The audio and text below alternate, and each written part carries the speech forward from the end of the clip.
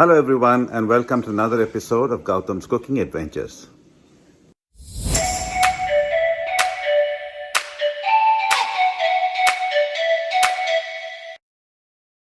In this episode, we'll walk you through the steps to make milk cake in a microwave.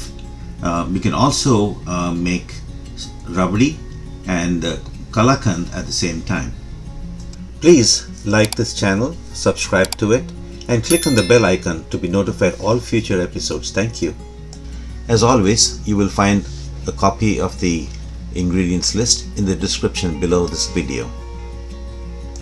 Today we are going to be making milk cake, and for that we will need the following. We'll need some instant non-fat dry milk. We'll need some sugar,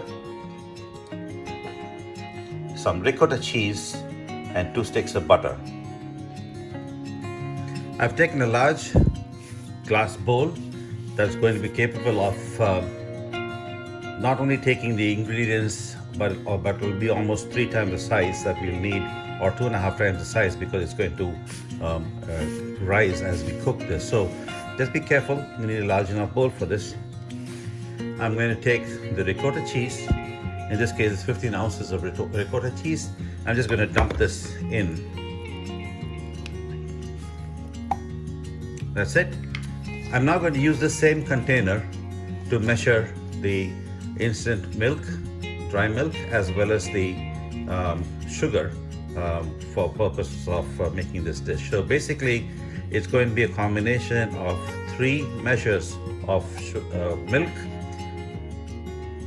1 measure of sugar, 1 measure obviously of ricotta cheese, and 2 sticks of butter.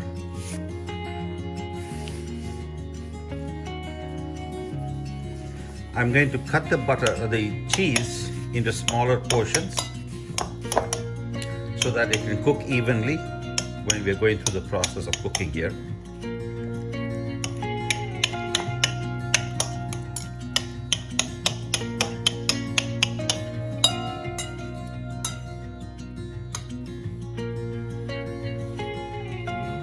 Into this, I'm going to add 3 measures of evaporated milk,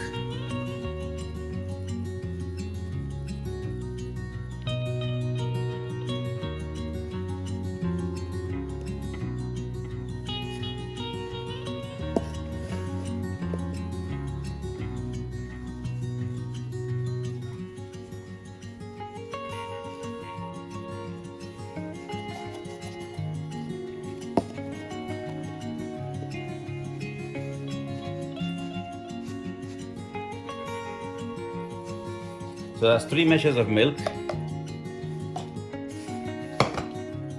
I'm going to add to this 1 measure of sugar. This is just plain granulated sugar.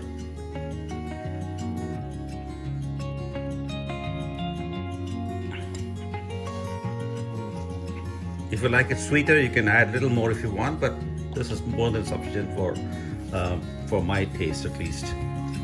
And then to this, we will add the 2 sticks of butter. You can just pop the butter as is, but I just like to slice it into smaller portions just so that it's evenly distributed across the whole mixture of ingredients here. So this is what I do.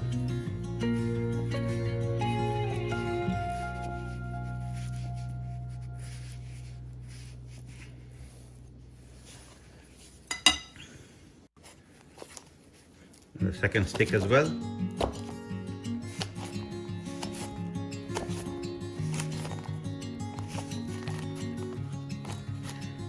So all I'm doing is just distributing this all across so that when it melts, it kind of fuses all over. So that's pretty much it. You can give it a quick shake if you want. If you'd even like, you can even just kind of mix it, blend it together, makes it better still as you're cooking this. Don't need very much of blending, it's just that. All I'm doing is just trying to bring the cheese a little more to the surface rather than being in the bottom. That's pretty much that.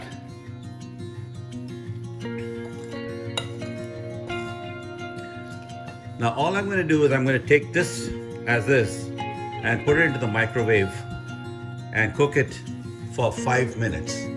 As you can see, it's in the microwave now. I like to cover it just so that it can maintain the moisture within itself and not lose too much of the moisture in the microwave. And now just close this and set it for 5 minutes and it'll cook. So we'll come back and take a look at it after 5 minutes. So it's been 5 minutes since we started the cooking, and I'm going to start mixing it together. You'll notice that the ghee is melted, or the butter is melted, and I'm just going to mix this, make sure it doesn't get clumpy as I'm mixing it. And as I'm mixing it, it'll start to kind of dissolve and everything will become a better blended mixture, almost like a liquidy mixture.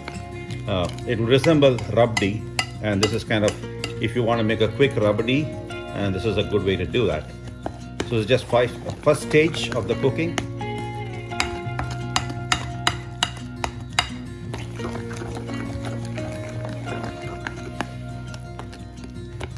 Just make sure you're pushing down on any of the lumps, breaking it up so that it can nicely mix into the whole mixture, so there's no lumps left over.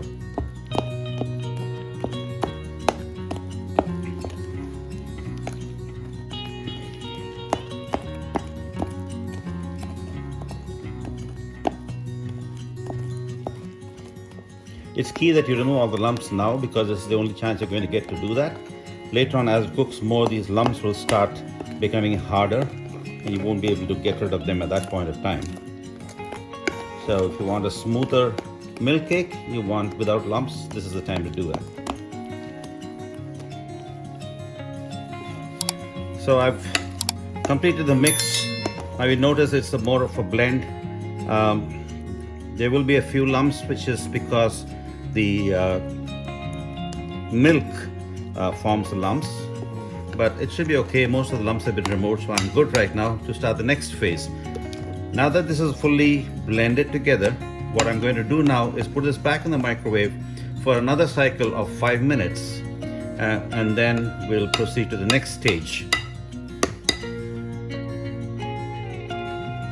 We've put it back again in the microwave, and we're covering it again, closing it, and another cycle of 5 minutes.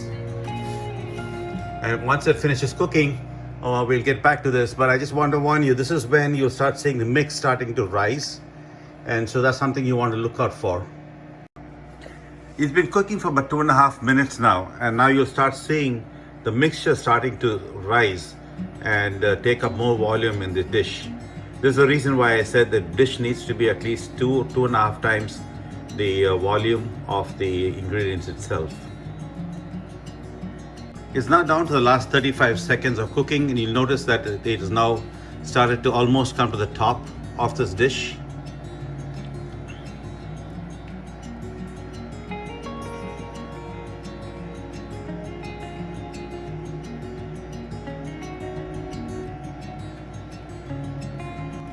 All right, 3 more seconds to go, and as you can see, it's almost at the very top of the dish, and see how much it has risen.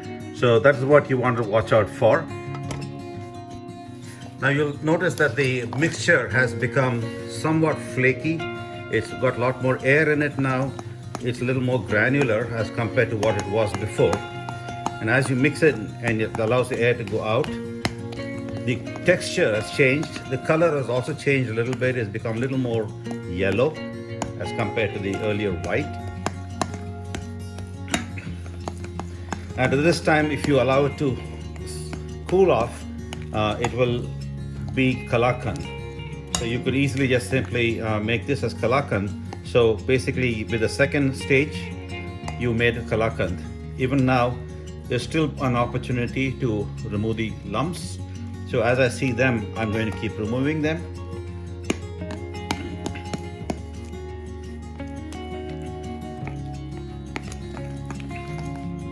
So I mix them nicely. The lumps are reduced to a large extent. There's not much more left now. Part of the cooking process also helps with the lumps somewhat.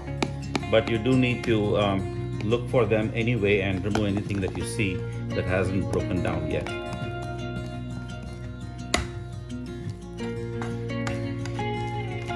Now with every stage, not only does the texture change, but the taste also changes. So you can definitely see a total difference in the taste as it's cooking. So it's pretty much done. I've done all of the mixing that I need to. I brought it back to its original volume that was originally occupying. I'm now ready to put it back into the microwave for its final stage, which is when we will finally end up with the milk cake. Just so you know, in the previous stage when we finished with the mixing, this was a texture. It's like Kalakand. It's a soft Kalakand texture and it tastes really good. I put it back in the oven for the final stage, putting the cover back on again. And we're going to go back through the process of setting it to 5-minute cycle again. So it's gone for 5 minutes. We're going to start cooking. And this time it's going to definitely exceed the rim of the dish. It might even overflow. And that's what happens with every time cycle that you cook this through. So which is why you want a big enough vessel that can take up the maximum amount of overflow. It's been cooking for about 2.5 minutes, and as you see now, the mixture is almost right to the brim. It's actually now pushing the cover out. So this is why I said we need a large vessel. Basically, it fills up with air and starts to bloom or go up. I would have liked a nice bigger vessel than I have, but that's the largest size I have, unfortunately. So I'm going to have to deal with the overflow. This is how it looks now after my third run. It's become even drier than it was before. It's changed color to a darker yellow now, almost a brown. And it is still pliable in the sense it is still soft. You can still use it to mix it nicely. But as it cools off, it's going to start becoming harder. So this is the time when you want to do the quick mix, remove any other lumps that you come across, and then transfer it to a vessel of your choice where you can then shape it and cut it to your requirement. I'm just going to be using some of these glass containers to store it. So I'm going to take it and transfer it over.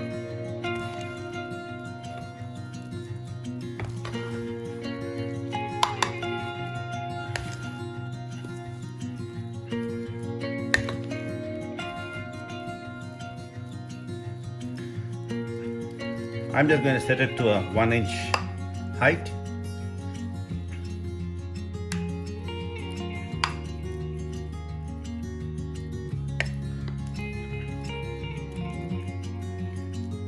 And allow it to cool a little bit. You can't do the cutting or at this point in time it's still too soft. So you want it to cool a little bit so it hardens somewhat before you actually do the cutting. So for now I covered the vessel while I was cooking it to maintain the moisture inside, and that makes it swell a lot more than it would if it wasn't covered. So optionally you could actually just leave it uncovered for the third round, at which time it won't boil over or spill over like it did this time in my case. But when it loses moisture, it gets a little harder than it is now. So that's a little trade-off. That's pretty much it. We're going to wait for this to cool and we'll get back to you again. So it's cooled a bit. I just started the testing and all I'm going to do is just do that. It's still soft enough. So be careful that you don't pull. What you want to do is kind of slice through.